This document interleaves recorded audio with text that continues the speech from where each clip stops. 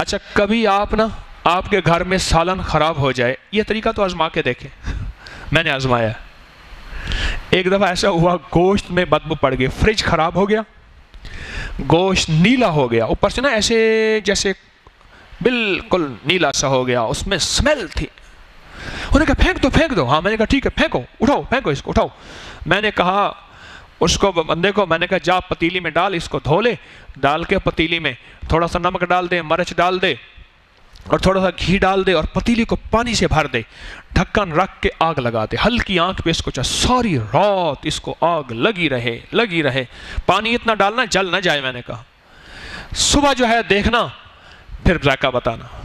ساری رات آگ لگی رہی، تھوڑا سا گھی ڈال دیا، مرچ ڈال دیا، مسالہ ڈال دیا، نمک ڈال دیا اور وہ گوشت ڈال دیا۔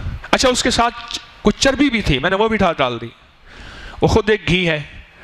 تو کرتے نا صبح دیکھا تو وہ قورمہ تھا۔ ہاں صبح جو اٹھے نا عید کے تو ایسا قورمہ بنا، کمال کر دیا۔ میں نے کہا بھائی ان کو جا کے تھوڑا سا سالن ڈال، اچھی سی پیالی، خوبصورت پیالی میں سالن، 2-3 بوٹیاں، ہڈی والی بوٹیاں۔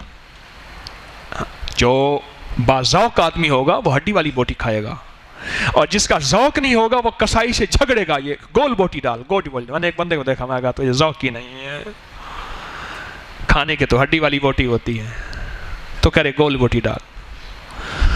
میں نے کہا اس کو ڈال کے نا گوشت رکھا گیا، کمال ہے جی، کہاں کھانا پکایا؟ میں کہا وہ یہ سڑا ہوا گوشت ہے، وہ جو گوشت ہے نا جس کو بلی کتا بھی نہیں کھاتا، وہی ہے، دیکھ کیسا بنا ہوا ہے۔